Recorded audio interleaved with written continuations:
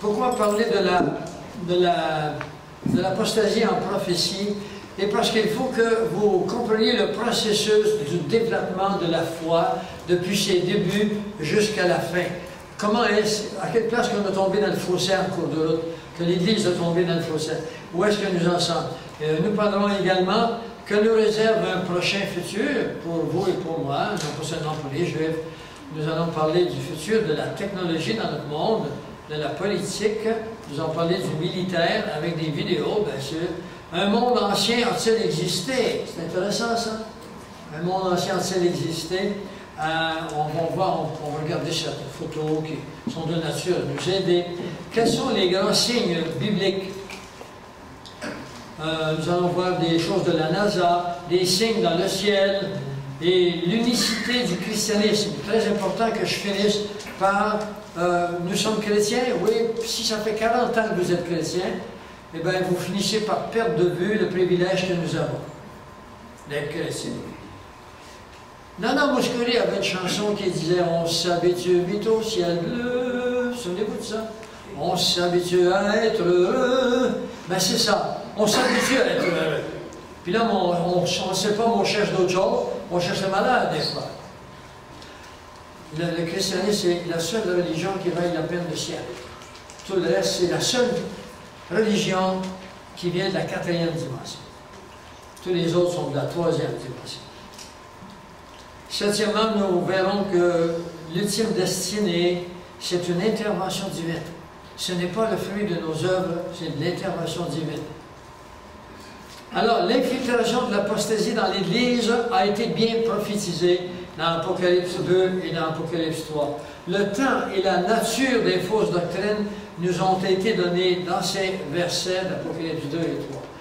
Les temps et la nature des fausses doctrines ont commencé dans une église, évidemment, des 7 églises d'Apocalypse 2 et 3. Il faut comprendre le mot étymologique, l'étymologie du mot apostasie. Le mot apostasie veut dire ceci. Il veut dire, apo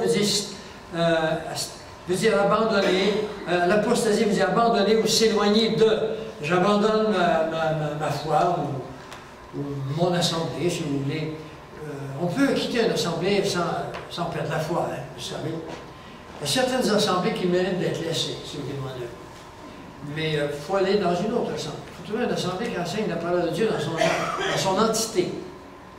Et ou encore, ça veut dire s'éloigner de.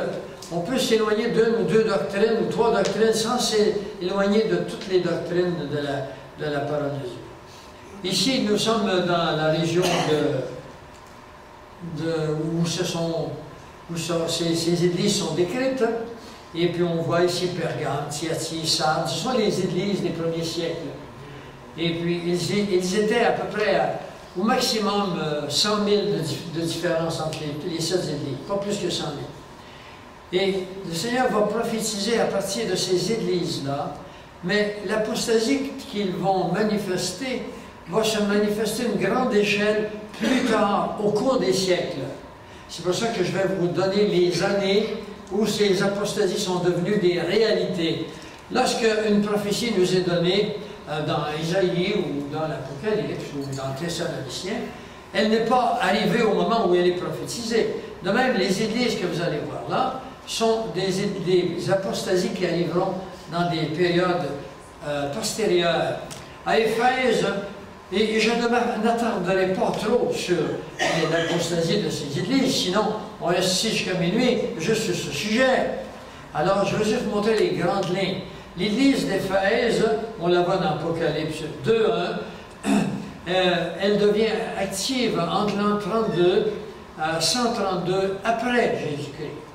Et ce qui la caractérisait dans son apostasie, c'était l'infiltration de la doctrine des Nicolaïtes. Nicolas était un homme qui est arrivé à Jérusalem à peu près dans l'an 50, mais des auteurs pensent que les Nicolaïtes, c'est un mot qui a été lancé comme ça, Nicolas n'était pas vraiment l'auteur. Qu'importe, elle est marquée par la doctrine de la consommation des viandes offertes aux idoles et la pratique de l'adultère, au commencement de l'Église. La pratique de l'adultère à l'intérieur de l'Église. Et donc Dieu prophétise ce qu'il n'aimera pas de l'Église. Deuxièmement, l'Église de Smyrne. Alors, voyez-vous là ici la pratique des idoles, des viandes aux idoles et l'adultère. On commence avec ça. Ensuite, en l'an 64, de l'an 64 à l'an 312, toujours après Jésus-Christ, il y a Smyrne que le Seigneur appellera une synagogue de Satan. Il ne dit pas que l'Église est une synagogue de Satan, qu'il y avait des gens à l'intérieur qui étaient d'une synagogue de Satan. Apocalypse 2:9. Alors, ils étaient marqués par la judaïsation des chrétiens et la théologie du remplacement. Ça vient de l'Église de Smyrne. Il faut comprendre que les Juifs vivent sous l'Ancien Testament, qui est la loi, depuis plusieurs siècles. En fait, depuis que Moïse reçoit les lois, les 10 commandements de Dieu sur le Sinaï, et ensuite, une fois qu'ils sont entrés à Jérusalem, bien là, il va y avoir d'autres lois. Une deuxième loi, le Deutéronome, et là, ce sera la loi d'un peuple sédentaire. Alors qu'au désert, ils étaient tributaires de la loi des nomades. Ils ont marché 40 ans au désert. Alors, ils marchaient sur les 10 commandements. Parce que quand ton voisin ne fait pas ton affaire, hein, tu le laisses aller un peu plus vite, comme ça, l'autre, il va trop vite, tu le laisses aller, et tu changes de voisin. Il y a moins de problèmes que lorsqu'on est sédentaire, on se passe les pieds, on vit ensemble, c'est plus difficile. Dieu va ajouter loi par-dessus loi, de telle sorte qu'il y en a dans toute la loi mosaïque et la loi donnée par Dieu aux Juifs, 613. Il existe un petit fruit en Israël qu'on appelle la grenade, dans lequel il y a 613 noyaux dedans. Et ça a toujours été comme ça. Vous ne trouverez pas 610 ou 615, 613 noyaux. C'est extraordinaire, c'est des choses. Une seule grenade, ça explose. Hein? Et la loi, ben, ça nous fait exploser aussi. L'homme prend plaisir à faire exploser les grenades. Alors, la judaïsation, elle était à peu près normale. Il fallait s'en attendre. Parce que les Juifs qui viennent de quitter la loi ancestrale, qui ont vécu avec des rituels, des rythmes, avec la lune et toutes ces choses, le sang des agneaux, des taureaux, eh bien, lui, il rentre dans l'Église de l'enseignement d'un Nazaréen, le Nazari. Vous savez ce que ça veut dire le mot Nazari? La branche. C'est ça. Jésus se faisait appeler la branche parce qu'il était une branche de l'Éternel donnée à Israël pour se joindre au sceptre qu'il était lui-même. Alors, la synagogue de Satan. Alors, la judaïsation était à peu près normale. Ils entrent avec Jésus qui leur dit la loi n'est plus nécessaire. Elle n'est plus pour au salut. C'est la grâce. Vous devez croire dans ce que je vous dis. Et je vous dirai à la fin, puisqu'on perd tout le temps, ce qu'il nous dit, Jésus, ce qu'il nous dit à eux, il nous dit à nous également. Et ensuite, la théologie du remplacement, ça commence là. Qu'est-ce que c'est que la théologie du remplacement?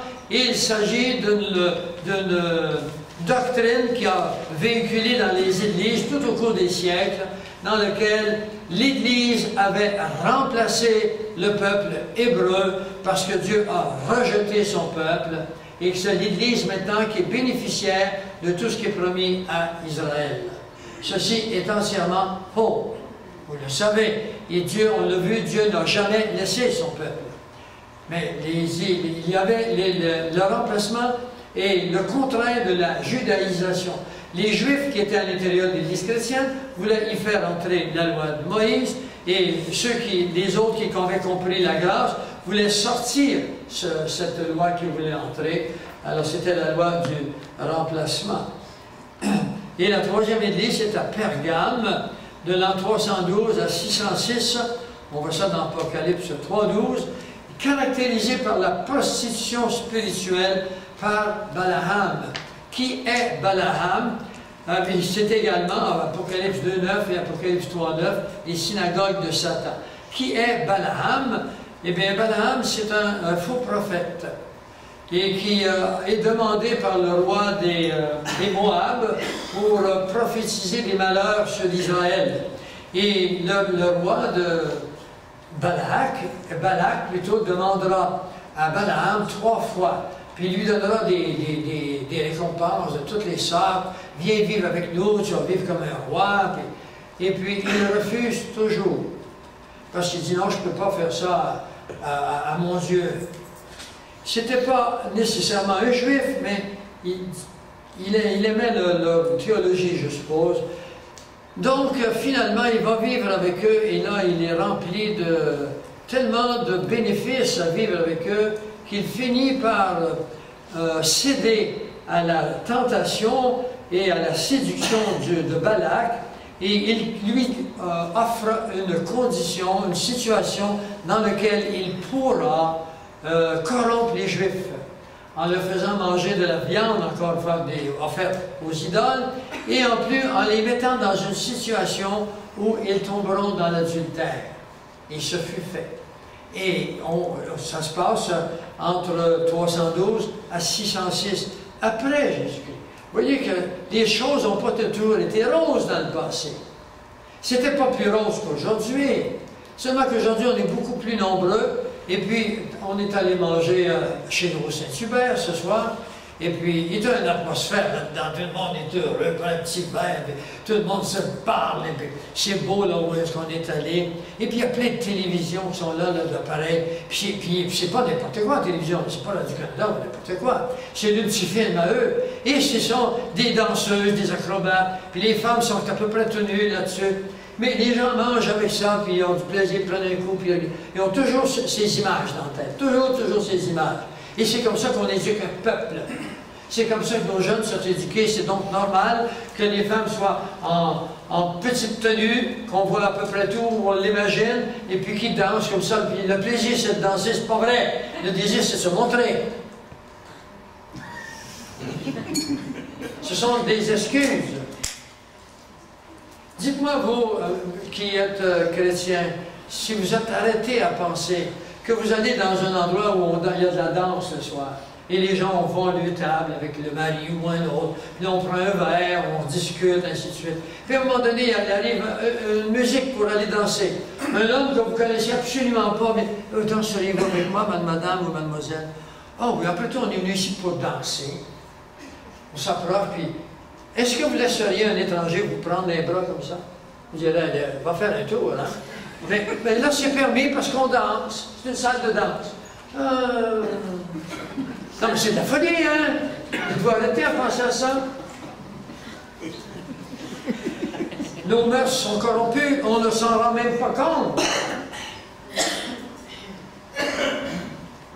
C'est de là qu'est née la doctrine à Pergame de l'amillénarisme.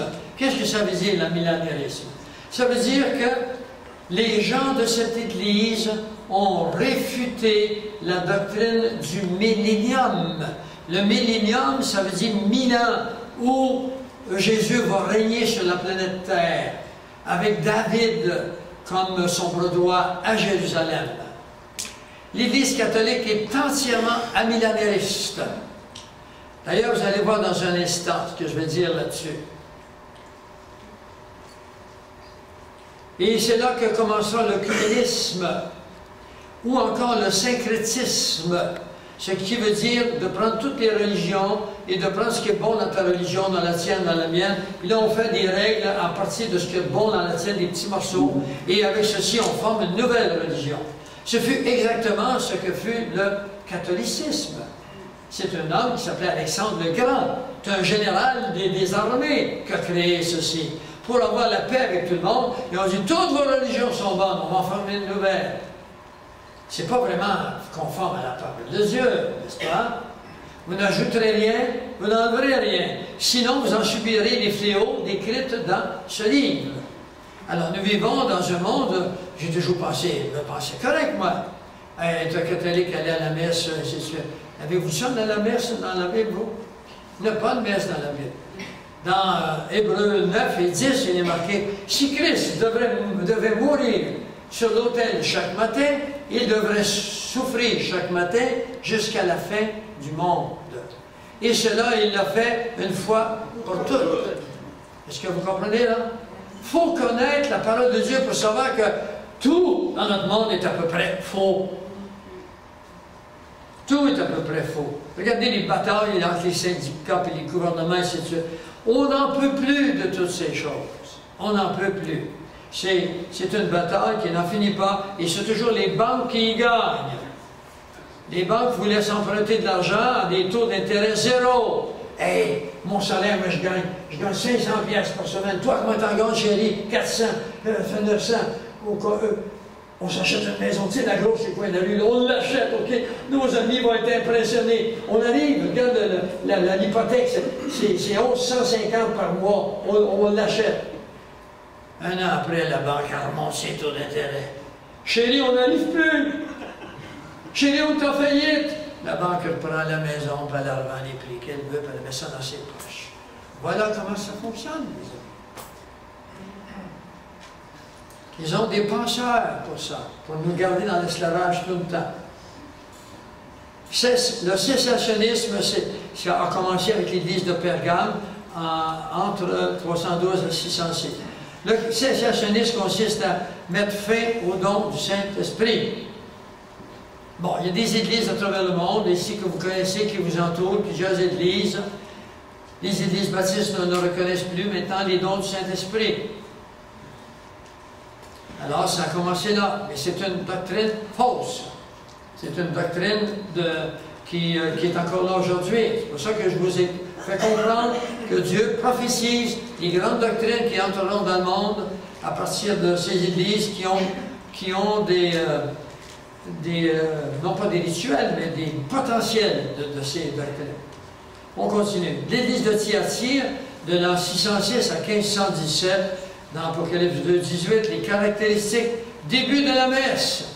C'est-à-dire qu'on crée une situation, et là l'Église catholique est arrivée, elle arrive. Pourquoi est-ce que c'est commencé là? Parce que l'Église catholique, les gens catholiques ne le savent pas. C'est pas Jésus qui l'a créé, c'est Alexandre le Grand qui a créé l'Église catholique, en général, comme des armées, comme elle était Napoléon ou bien encore Adolf Hitler, pour faire plaisir au monde. Alors, ils ont créé une cérémonie qu'on appelle la messe, dans laquelle les gens n'ont pas à réfléchir, on ne dit pas la parole de Dieu, tellement qu'un peu plus tard, quand on prononçait des mots qui venaient de la Bible pour éviter la Bible, alors on fera un livre à eau qu'on appelle le missel et le bréviaire, qui étaient des prières faites par les saints, enfin, qu'eux décidaient que c'était des saints. Il y a à peu près 350 saints canonisés à l'Église catholique, donc il y a 150 personnes sauvées. On n'est pas loin des témoins de Jéhovah qui disent qu'il y en a 144, c'est ça? 144 000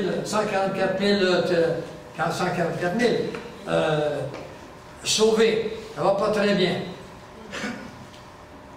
Alors, ensuite, la transsubstantiation. Je me souviens quand j'étais jeune, on me donnait un pont. On voyait un pont sur lequel des armées couraient après un jeune homme qui tenait des hosties sur lui, puis il avait préféré se jeter à l'eau avec les hosties, puis se noyer, plutôt que de voir les ennemis qui s'emparaient des hosties. Transsubstantiation, ça veut dire qu'on enseigne que quand le prêtre bénit les hosties, et ce n'est plus du pain qu'on a transformé, c'est le corps de Christ, vraiment. C'est son corps. Fais attention, pèse pas trop fort, ce bout-là, c'est son pied.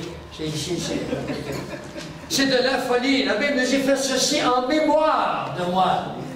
Quand vous voulez vous rappeler les parties que vous avez eues dans le temps des fêtes avec vos enfants, et ainsi de suite, vous sortez des photos. Ça, c'est la mémoire. C'est la même chose. C'est textuel dans la Bible. C'est jamais dit, c'est le corps de Christ. C'est marqué en mémoire de moi. Puis le Seigneur veut qu'on le fasse parce qu'il ne veut pas qu'on oublie ce qui est arrivé, pour le qu'on transmette à nos enfants. Et on n'a pas vu ces choses. Des gens très intelligents, 10 fois comme moi, croient à ces choses. Ça veut dire que ce sont des doctrines qui sont dans le monde spirituel, dans l'esprit, et non dans l'âme. L'âme humaine est folle. On lui fait accroire ce qu'on veut à l'âme humaine. Et c'est pour ça qu'il faut faire attention à l'éducation et qu'on peut éduquer comme on veut. Je reviens au Saint-Hubert, les jeunes qui voient ça, ils croient que c'est normal. Et c'est pour ça qu'on vit dans un monde où il y a autant de divorces qu'il y a de mariages, où il y a autant de prostitution qu'il y a de femmes ou d'hommes.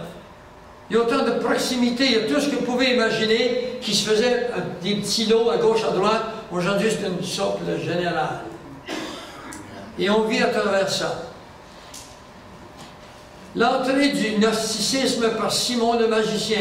Le gnosticisme, c'est une connaissance, un mélange de plusieurs religions, une espèce d'ésotérisme, si vous voulez. Ça rentre dans l'église de Thyatire, c'est là que ça rentre. On continue. L'église de Sardes, de l'an 1517 à l'an 1750, de la Réforme, si vous aimez mieux, au Grand Réveil.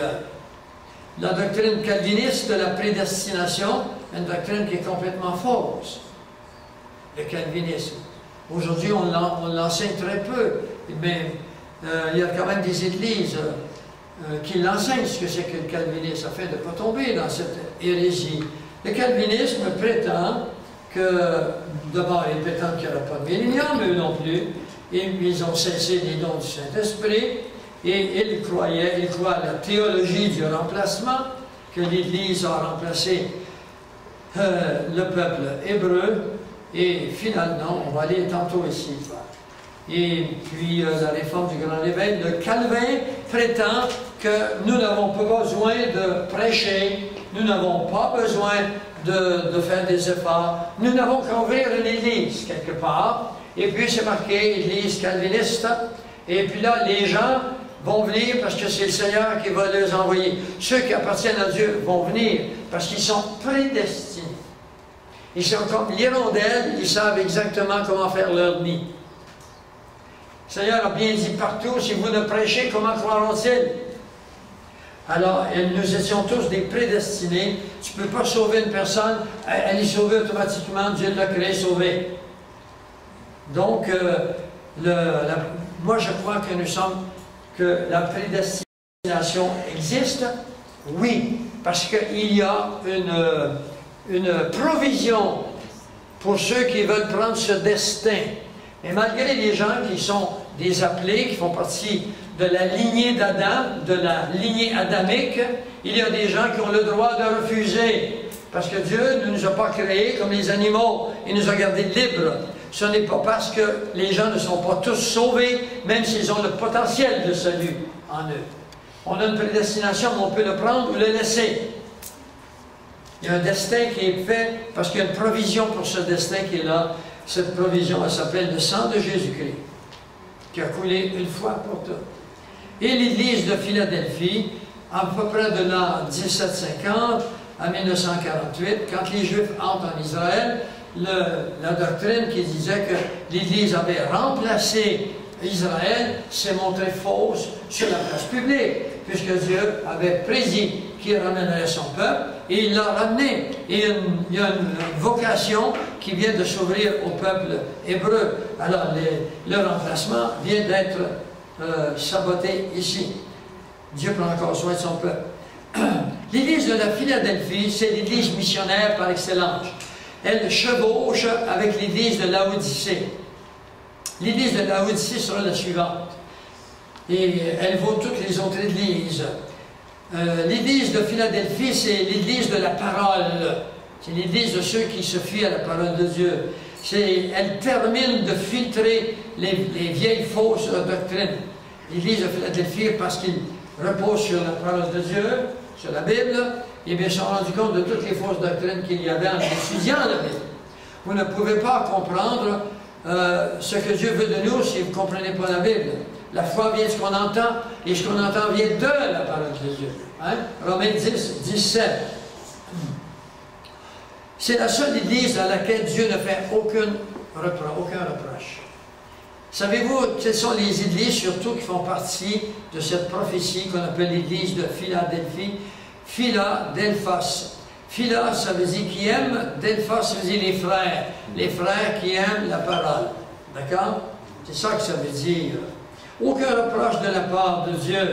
Les reproches que Dieu fait aux autres églises, il leur reproche tous, sans exception, d'avoir quitté leur premier amour, d'être devenus tièdes.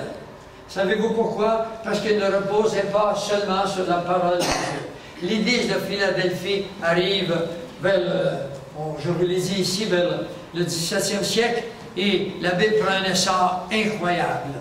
Et qu'est-ce qui a fait qu'elle prend un essor incroyable? C'est à cause d'une découverte qui s'est faite en 1453, mais qui deviendra transformée avec le passage des années. Mais elle subira de grands, il faut penser aux Albigeois, aux Vaudois, les Vaudois qui ont vécu dans les Alpes pendant un siècle. Quand ils descendaient, ils se faisaient mettre à mort par les officiers de l'Église catholique, parce qu'ils lisaient la Bible. Un jour, je donne une conférence en France, puis un peintre qui vient me voir, m'apprend une petite photo grosse comme ça. C'est une peinture qu'il a fait avec son imagination, mais ce sont des images, mes ancêtres, c'était des Vaudois. Ils vivaient dans les montagnes, ils étaient là un siècle de temps. C'était pas rose, hein? Et puis, ils descendaient jusqu'à un certain niveau, ils s'étaient tués s'ils descendaient. Imaginez-vous, il manquait de ressources. Les habitants des villages ont développé toutes sortes de trucs pour aller les nourrir, les aider à trouver ce qu'il y a là. Mais ils ont resté là quand même. Alors, ils n'ont pas eu la vie facile. Mais c'est à partir d'un homme qui s'appelait Gutenberg, en 1453, qui découvre l'imprimerie. Et donc, c'est par l'imprimerie de la première livre qui a été écrit, qui s'appelait la Vulgate, ça veut dire le peuple, Vulgare, Vulgate, le peuple. La première Bible s'appelait la Bible du peuple, et puis c'est ce qu'il avait promis parce qu'il était chrétien. Dieu lui a donné le génie de créer l'imprimerie, et avec le passage du temps, des siècles, on découvert l'imprimerie qui en faisait énormément dans peu de temps. Et puis la connaissance, ce qu'on leur faisait croire, ce qu'on leur faisait croire dans l'Église officielle, vous savez de quoi je parle, eh bien, ils ont pu le vérifier comme étant faux ou vrai. Ils ont validé ce qui était vrai de la parole de Dieu, et ça fait l'Église évangélique que nous sommes maintenant. Merveilleux, ça. 7. L'Église de Laodicée, surtout de 1948 jusqu'à l'enlèvement. C'est cette Église qui deviendra tiède. L'Église de la tièdeur. Le Seigneur dit, si tu n'es ni chaud ni froid, je te vomirai. En général, on vomit par la bouche.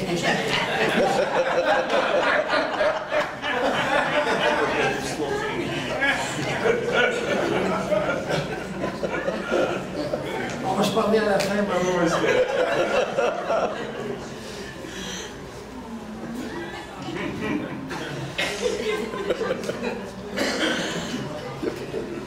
L'Église de la... C'est mon meilleur, il ne faut pas y oublier. Il oublie ses choses sur l'aile de son avion. Ça va coûter cher.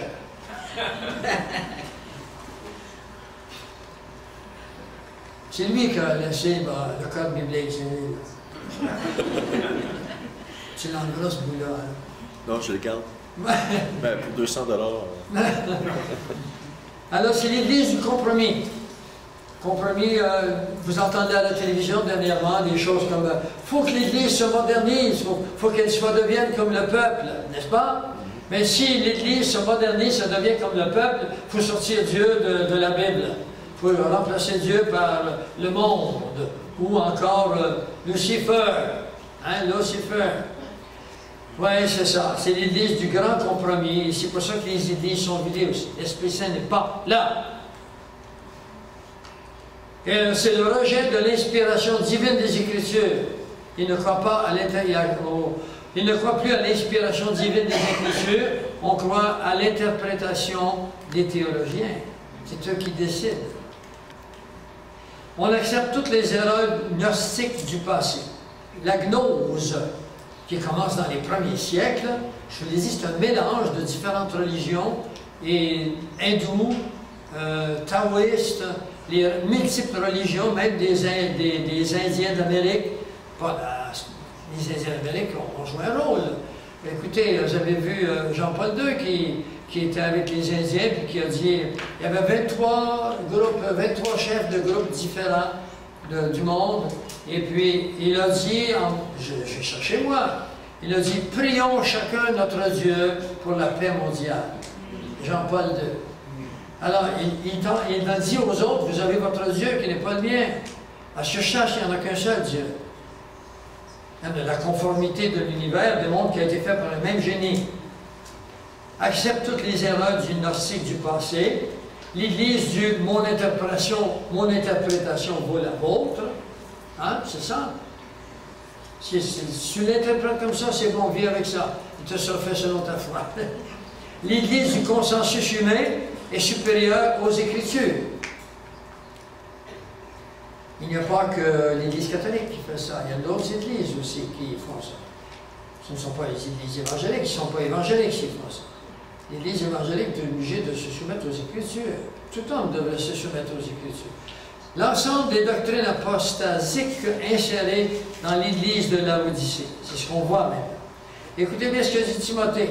Parce qu'il va venir un temps où les hommes ne supporteront point la saine doctrine, mais désireux d'entendre des choses agréables à leur âme, ils s'amorceront des docteurs selon leur convoitise, fermeront l'oreille à la vérité et se tourneront vers des fables. D'accord? Ça, c'est Timothée qui le dit. Maintenant, voyons l'infiltration apostasique à gauche et les versets qui les contredisent à droite. Dans l'église de Laodicée, on fait des mantras, de la méditation, des vaines répétitions, des techniques de respiration. La Bible nous dit, « Ah, quand vous priez, n'usez pas de vaines redites. »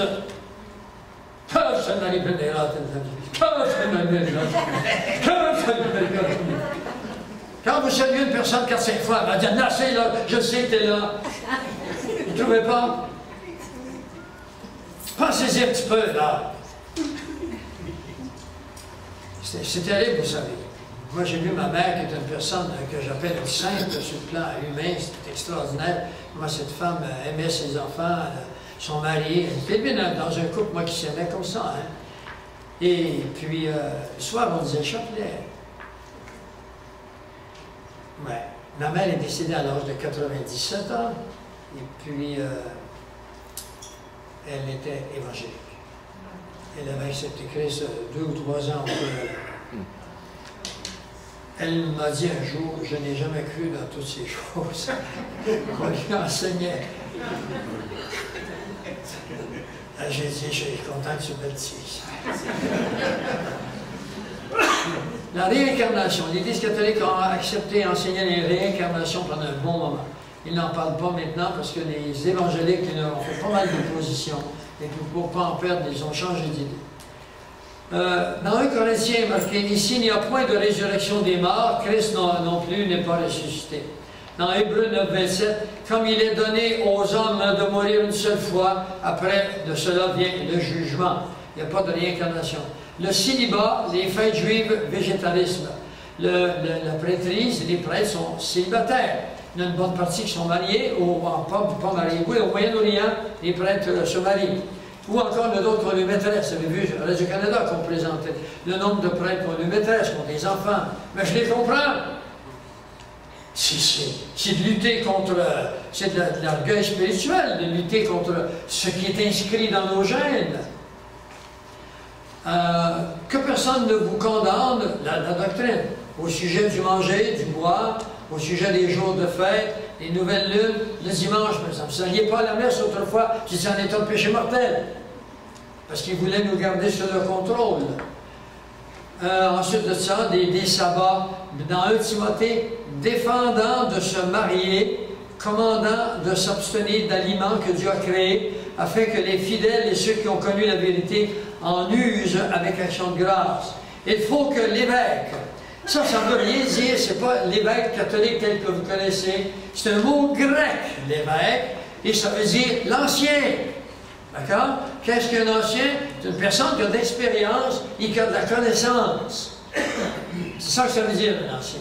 Dans les églises évangéliques, il y a des anciens. Ce sont des gens que les nouveaux peuvent consulter au besoin.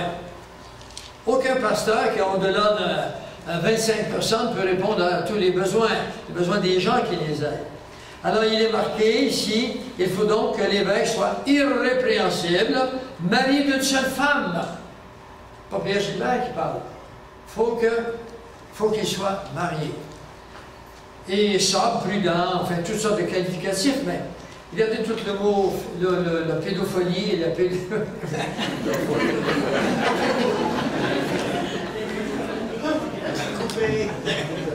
Vous n'avez pas compris? Je vais répéter, pédophilie. C'est ça que j'avais dit. La pédophilie, l'homosexualité qu'il y a dans cette église, et on ne change pas d'idée. Beaucoup de prêtres ont réclamé d'être mariés. Non, disent-ils. Pour mieux vaguer à vos activités d'homosexuels. Non, il ne faut pas être marié, vous n'aviez pas le temps. Non, j'exagère. Mais je suis en colère. Je suis en colère contre ces gens qui ont élevé nos enfants, nos parents, nos ancêtres et qui ne l'ont pas apporté. Je vois ces belles églises dans les villages partout, le clocher qui dépasse tous les villages, qui veut dire que c'est Dieu en premier, et puis que quelqu'un monte dans une chaire et leur annonce des choses contre le... Prions pour notre Saint-Père. Écoutez mes amis, une personne est sainte quand elle accepte Christ dans sa vie, elle est devenue sainte. Le mot saint veut dire mis à part. Quand le jour où vous devenez un chrétien vrai, vous êtes mis à part. Comprenez? Parce que vous êtes sauvés. Vous êtes mis à part des hommes, des autres hommes naturels. Il faut passer de l'homme naturel à l'homme surnaturel. Bon, il y a d'autres versets plus forts que ça, mais c'est juste mon opinion pour ça. Résurrection des morts déjà arrivée, c'est ce qu'on a enseigné. Les morts étaient déjà... Quand le Seigneur lui-même descendra du ciel, un signal donné, c'est ça, qui est l'enlèvement qui s'en vient, avec la voix d'un archange et au son d'une trompette de Dieu. Et les morts en Christ.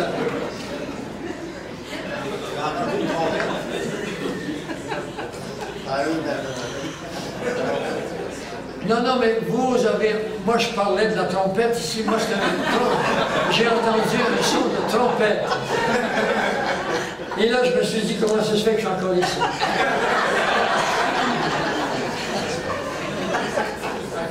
Bon, ça fait du bien rire. Savez-vous pourquoi ça vous fait du bien? Parce qu'il y a un peu de folie en vous. Et en moi aussi. Bon, mais c'est une bonne folie, hein?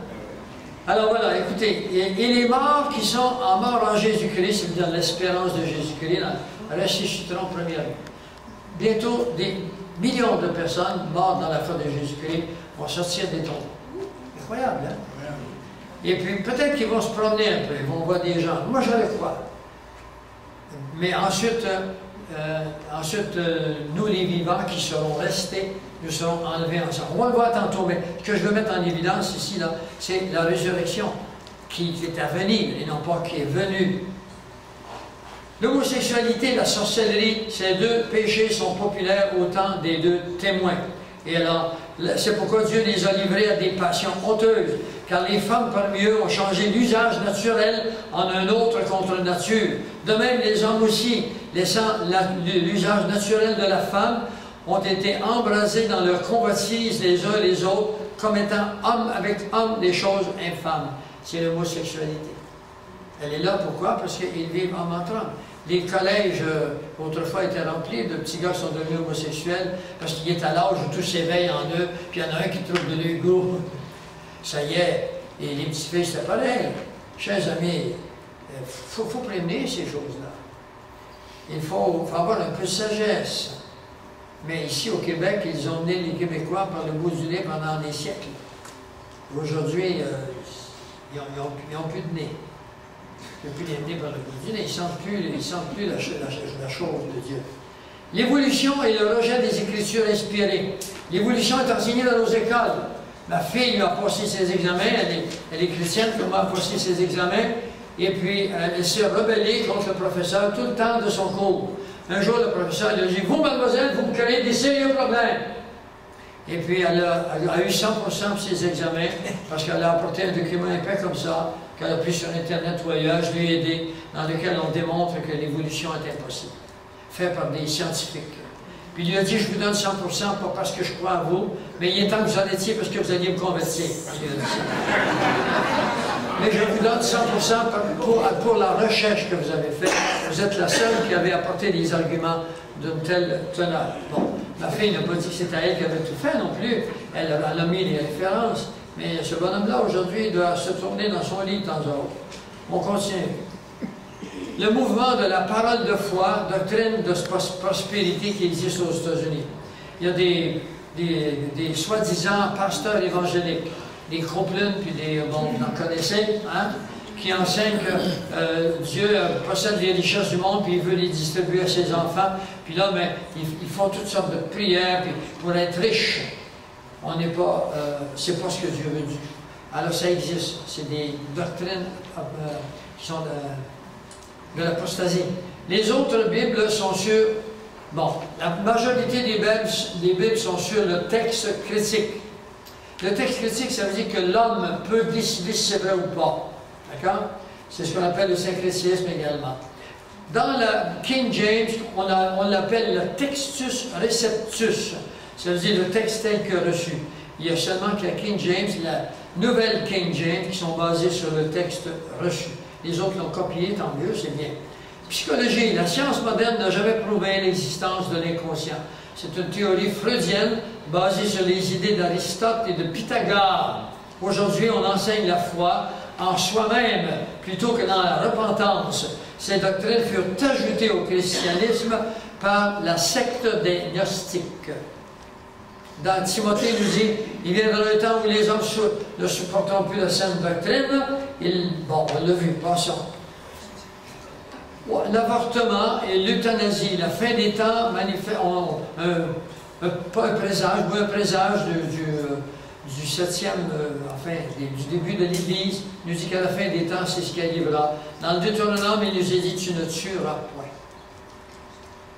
Aux États-Unis, il y a eu 50 millions d'avortements dans les 10 dernières années.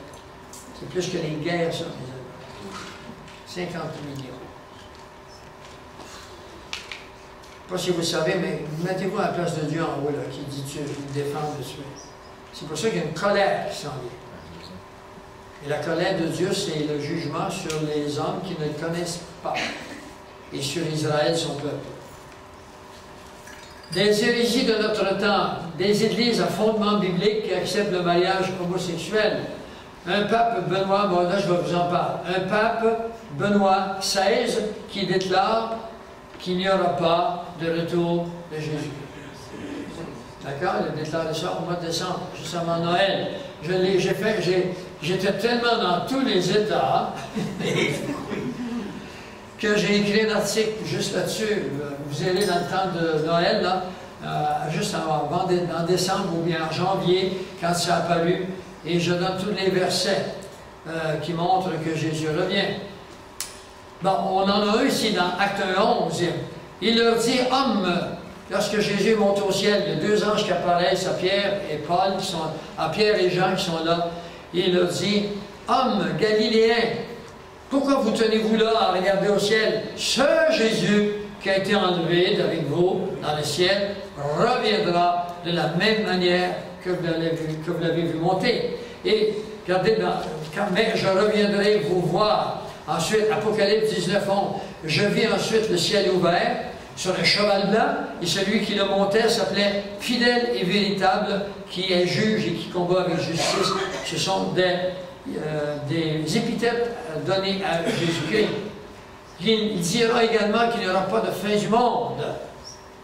Imaginez-vous, les catholiques qui écoutent ça, comment est-ce qu'ils peuvent s'opposer à nous s'ils croient que cet homme-là représente Dieu, qu'il est le vicaire de Jésus-Christ.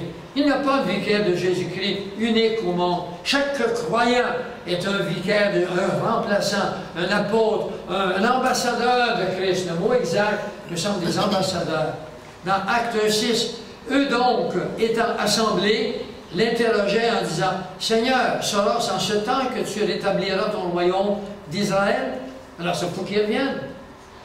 L'évangile du royaume sera prêché par toute la terre pour servir de témoignage à toutes les nations. Et alors arrivera la fin. Dans 1 Pierre, Christ destiné déjà avant la création du monde est manifesté dans les derniers temps à cause de vous. Alors voilà, maintenant il fera la promotion du nouvel ordre mondial. C'est le pape, ça. Il a fait la promotion du nouvel ordre mondial. Le nouvel ordre mondial, la Bible nous en parle comme une calamité. Elle nous dira, il me parla ici, la quatrième bête est un quatrième royaume qui existera sur la terre, qui sera différent de tous les autres. La Bible en parle, celui.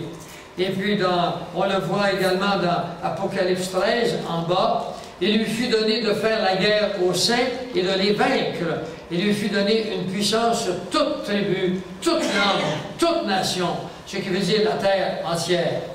D'accord? Vous comprenez là que la fin du monde n'arrive pas dans une place, ça arrive partout. Le Vatican croit maintenant, tombez pas sur le dos.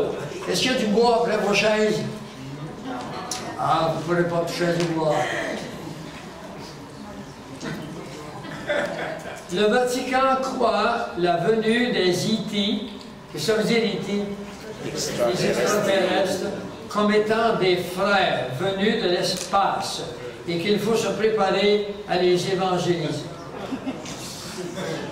La Bible nous dit l'apparition de l'impie se fera par la puissance de Satan, par des signes dans le ciel et sur terre, par des prodiges mensongers, ainsi que des séductions d'égarement. Les autres versets sont là, des prodiges, des faux miracles. Il utilisera la technologie pour les faire. C'est pourquoi Dieu leur enverra un esprit efficace d'égarement pour qu'ils croient au mensonge. Autour de nous, il faut évangéliser vite, bientôt il sera trop tard. L'esprit d'égarement s'en vient. Moi je crois qu'elle a commencé, mais qu'elle se multipliera instantanément après le départ de l'Église, après l'enlèvement des chrétiens. Pourquoi? Parce que l'Esprit Saint possède au moins 7 ministères. L'un d'entre eux, c'est de retenir le mal dans le monde. Le mal de la structure satanique qui est préparée. Et dès que l'Esprit Saint, ce ministère, est laissé, l'Église part avec lui.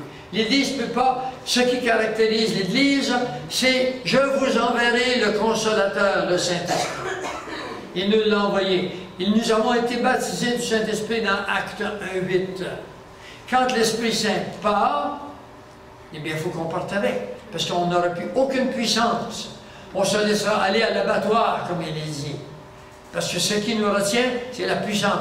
Pourquoi est-ce que je fais ce que je fais avec vous depuis des années? Parce que c'est la puissance de Dieu sur moi. J'étais un homme naturel comme n'importe qui. Ça ne m'intéressait pas. J'ai donné des conférences sur la santé. À chaque fois que je donnais une conférence sur la santé, ça m'appelait 20 nouveaux patients. Avez-vous compris que je pouvais vivre bien, moi, avec 20 nouveaux patients à chaque fois que je donnais une conférence? J'en donnais une par semaine. Ça prenait 3 mois avant d'avoir un rendez-vous chez moi. Bon, alors, j'ai tout laissé ces choses. Pour ça, pourquoi? Parce que mon cœur n'est plus dans le monde. Je travaille pour gagner ma vie, c'est tout. Je n'ai aucune ambition financière. N'en ai plus. Si je n'avais pas été transformé, je ne ferais pas ça. Ça me coûte. L'année dernière, quand je suis venu, vers tout le monde qui était là, on a ramassé 200 $. Ça m'en a coûté 1500. Vous en voulez pas réclamer?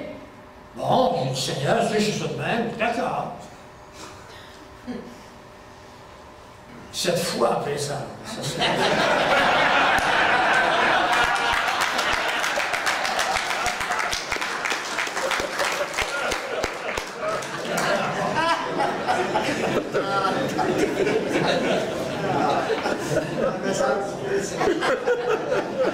Ah là là. Continuons. Vous êtes aussi fous que moi. Que nous réserve un très prochain futur. Très proche futur. Qui peut commencer en 2013. Un très proche futur. Sur le plan technologique, ce sera la nanoscience, les nanosciences. On va voir une petite vidéo, alors, 1, 2, 3, on va le mettre ici, ça va fonctionner cette fois. Et merci à Normand qui est là, qui s'est occupé de ça de longtemps que nous, on bouffait là-bas. Merci Normand. Ça prend toujours quelqu'un sur l'autel du sacrifice, et que les autres en profitent, hein? Voilà. Alors, voici quelques éléments de définition de la nanotechnologie. Les nanosciences regroupent l'ensemble des recherches ayant pour objectif la synthèse et l'étude des nano-objets doués de propriétés. Récente, elle a mis un D majuscule là, mais il n'y a pas de D majuscule, c'est la continuité, d'accord? L'étude, on peut faire une erreur, c'est une conférence comme celle-là. L'étude de nano-objets doués de propriétés spécifiques, que celles-ci soient physiques, chimiques ou biologiques. Les nanosciences, par construction, s'intéressent à des objets physiques de taille de l'ordre de grandeur. Donc, c'est de l'ordre des grandeurs. Nano veut dire 1/1000e de mètre. Alors, prenez un mètre, 32 pouces, hein, et point quelque chose.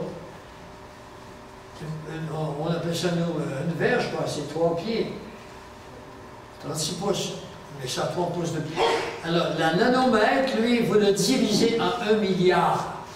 Ça vous donne une idée des substances là, avec lesquelles les scientifiques vont travailler 1/1000e de mètre, de la catégorie de 3 à 10 nanomètres, nanométrie. On qualifie la nanométrique de nanométrique des objets dont la taille sera comprise entre une centaine de nanomètres ou de quelques nanomètres. Pour vous fixer une idée, là, on se trouve dans la zone de taille. Écoutez bien, là, ceux qui ont fait un cours en sciences, c'est assez spécial, ça. On se trouve dans la zone de taille immédiatement supérieure à celle des atomes. Un atome, ça veut dire, c'est la plus petite partie d'un corps qui peut rentrer en combinaison avec un autre.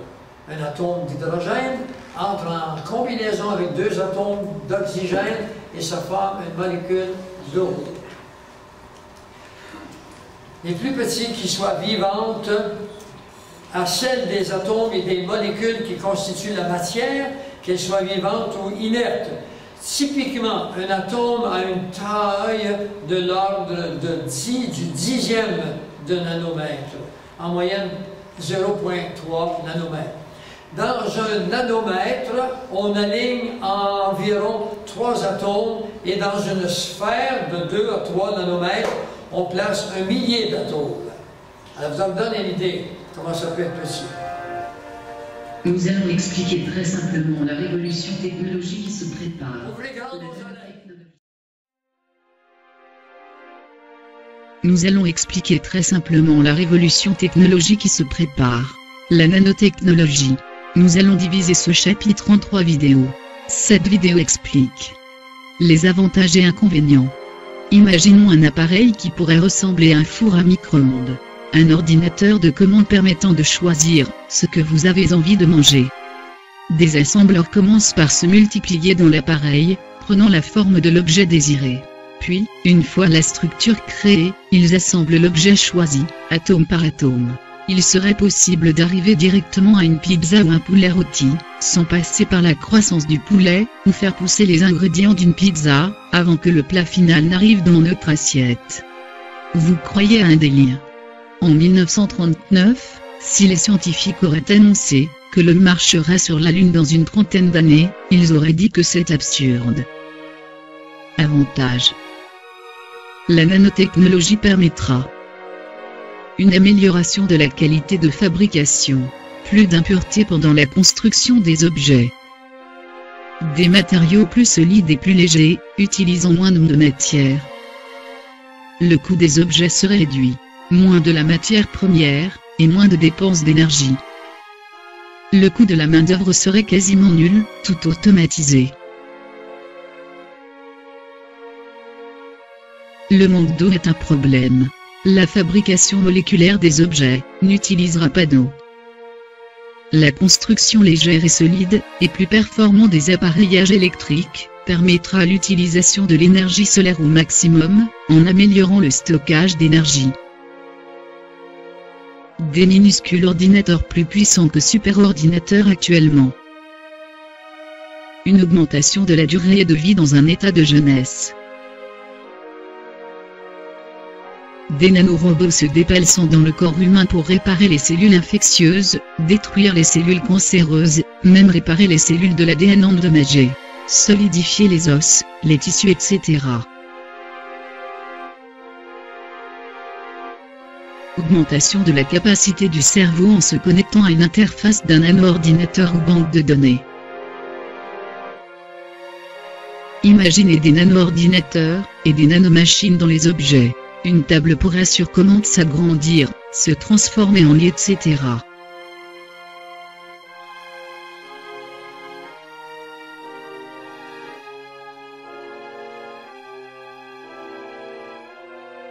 Écologiquement, la nanotechnologie serait capable d'un recyclage complet des déchets, de nettoyer la planète, même de diminuer la quantité de CO2 dans l'atmosphère.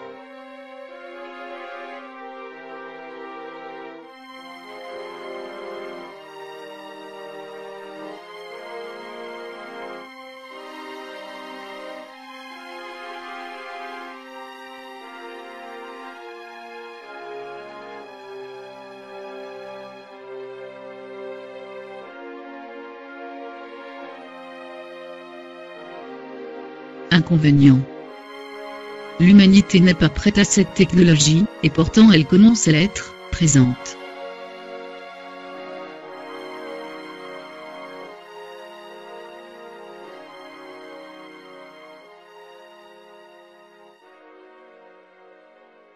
Les systèmes sociaux, politiques et économiques seront totalement bouleversés. Il faudra revoir tous ces systèmes.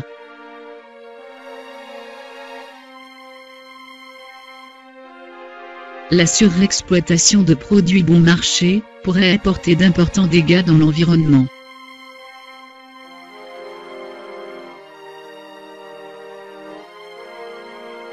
Des normes et des contrôles efficaces évitant la production non encadrée, dans des nano-usines clandestines.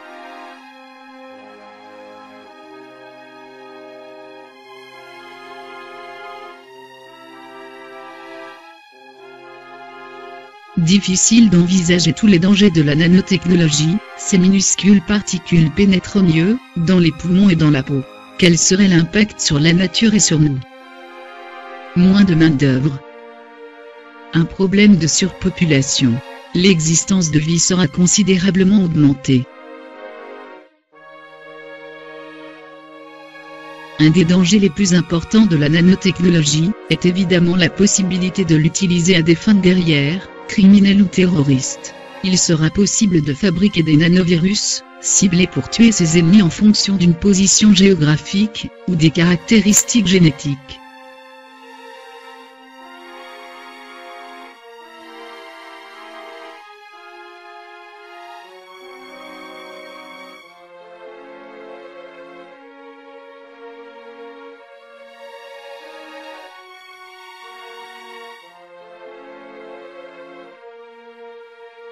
Dans l'infiniment petit il y a énormément d'espace. La nanotechnologie peut résoudre les problèmes actuels de pollution, de manque de matières premières, supprimer la faim dans le monde, utiliser l'énergie solaire etc. L'avancée technologique devra-t-elle ralentir et suivre le rythme de l'évolution de l'homme, au risque d'épuiser les matières premières, et de polluer la planète avant de changer de comportement, et d'appliquer cette technologie? La sensibilisation est importante dès à présent pour préparer les gens, arrêter les mensonges pour manipuler la population, il est temps de les responsabiliser sur l'avenir, et de préparer un changement de société inévitable.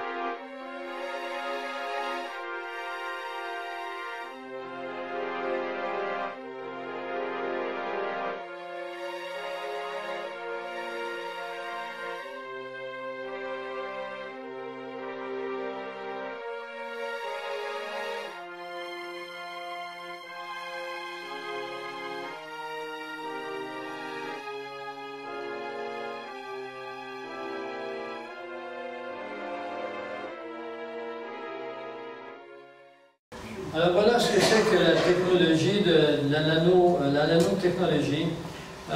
Est-ce que c'est nouveau vraiment dans le monde? On n'est pas si sûr que ça. Hein? Ici par exemple le vase que vous avez là, c'est un vase qui a été retrouvé, qui vient du temps de l'Empire romain et qui a été retrouvé il y a 1500 ans.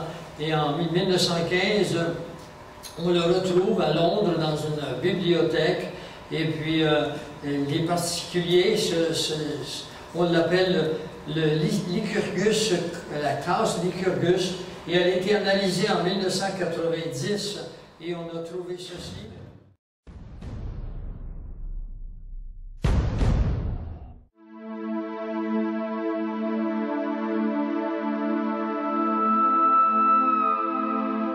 The colorful secret of a 1,600-year-old Roman chalice at the British Museum is the key to a super-sensitive new technology that might help diagnose human disease or pinpoint biohazards at security checkpoints. The glass chalice, known as the Lycurgus Cup, because it bears a scene involving King Lycurgus of Thrace. Appears jade green when lit from the front, but blood red when lit from behind. A property that puzzled scientists for decades after the museum acquired the cup in the 1950s.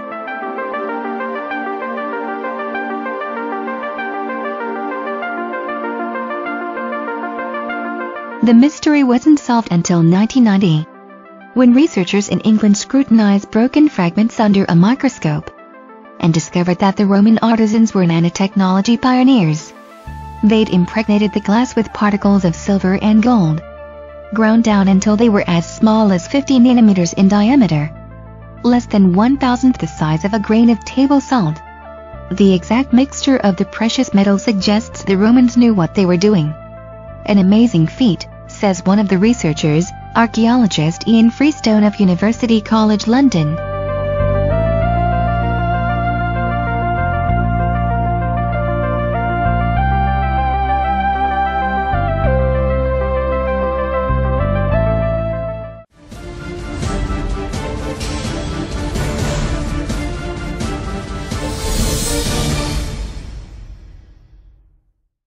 Alors, ça se résume à ceci, c'est qu'on croit que, pour une raison qu'on ne connaît pas, ce vase vient de loin en arrière et qu'ils ont les petites particules que vous avez vues avaient 50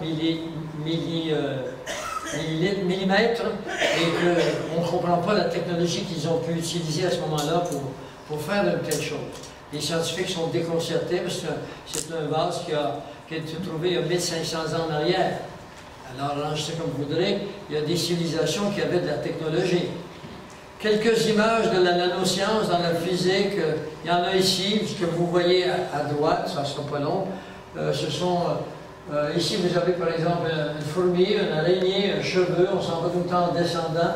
De la même façon ici, ça c'est la longue, 1 mètre de haut, ici c'est 1 millimètre, ici c'est 1 centimètre, ici c'est 1 milliard de mètres, c'est un électron, si vous voulez, dans une molécule. Alors, ici, on sont capables de travailler avec ces choses maintenant. C'est impensable. Alors, on va en fabriquer pour faire quoi? On va en fabriquer pour pénétrer le sang, comme vous pouvez le voir ici, et puis changer la nature des virus ou la nature des produits qui sont contre la vie. On en fait pour ce temps de course comme si il y avait ses pieds. Mais on va prendre des puces aussi qui contiennent énormément de connaissances. On va les placer à l'intérieur du cerveau. On appelle ça des interfaces. On va les faire communiquer avec le cerveau. Et puis, les gens auront accès à la connaissance comme dans une bibliothèque seulement en y pensant. Parce qu'on a trouvé les fils de la mémoire. Alors, ils vont être connectés sur les fils de la mémoire et au lieu d'être restaurés, d'être storés, moi je dis ça en français, non? Story, c'est storage, emmagasinés dans des cellules organiques, ils vont être emmagasinés dans des cellules inorganiques. Et l'accès à ces mémoires pourra se faire par la simple pensée. C'est comme ça qu'on veut transformer l'homme. On veut faire un nouvel homme, mais on aura accès également à sa volonté, à son jugement, et puis on pourra faire de lui un homme robot. C'est ce qu'on appelle le transhumanisme. C'est un mouvement culturel et intellectuel international qui prône l'usage des sciences et des techniques afin d'améliorer les caractéristiques physiques et mentales des êtres humains. Le transhumanisme considère certains aspects de la condition humaine tels que le handicap, la souffrance, la maladie, le vieillissement et la mort subie comme inutiles et indésirables. Dans cette optique, les penseurs transhumanisme comptent sur les biotechnologies et sur d'autres techniques émergentes. On s'en servira pour coloniser l'espace, pour charger l'esprit avec des connaissances nouvelles, l'intelligence artificielle, les méga-échelles dans l'engineering, la réalité virtuelle, la fabrication moléculaire, comme le cancer. Moi, j'ai une petite coupure ici, là. Eh bien, avec la nanotechnologie, elle se réparerait et elle deviendrait lisse comme avant que je me fasse faire ces choses-là. Ensuite, les cellules, maintenant, ces cellules qu'on mettra dans le sang pourront se reproduire elles-mêmes. On s'en servira pour conserver des gens pendant des siècles, qu'on appelle la cryonique. Cryo, ça veut dire froid. Et ensuite de ça, en cybernétique, pour faire une société. Vous connaissez les cyborgs? Eh bien, ce sont des soldats qui sont construits pareil, similitudes, et là on fait une société bâtie avec des gens qui répondront aux mêmes normes. Donc on fait exactement comme au début de la civilisation. C'est pour ça que là je fais le joint avec ce qui s'en vient. Ce sont des sciences qui n'ont pas pu être développées par des êtres humains normaux. Il faut que vous compreniez que ça vient de la 4e dimension. Comme la manipulation génétique du temps d'Adam et Ève s'est fait avec la manipulation génétique des Néphilim, c'est-à-dire des fils de Dieu qui sont venus sur la planète Terre, dans le but de quoi? De transformer l'homme tel que Dieu l'a créé. C'est pour ça que la Bible insiste. Quand Dieu a créé l'homme, il l'a fait à son image, et même si Seth était fait à l'image d'Adam, après le péché, Dieu pouvait encore récupérer ses hommes parce qu'il y avait la structure, l'ADN, qui était faillible, mais qui n'était pas changé comme on veut le faire maintenant. Alors c'est le retour, ces hommes qui ont trouvé ces choses, le disent eux-mêmes, qui se sont fait aider par des gens d'un autre monde. Et c'est là que je veux que vous compreniez que ce qui fut du temps de Noé, c'est ce qui est maintenant. Montrer des choses assez spéciales dans la climatique, le contrôle des tempêtes, vous avez ici le projet HARP, c'est un projet dévastateur, épouvantable, qui peut faire des tempêtes à volonté, le contrôle de la température. Regardez par exemple le nuage que vous avez là, l'avez-vous vu beaucoup de ces nuages comme ça? C'est fait par le projet HARP.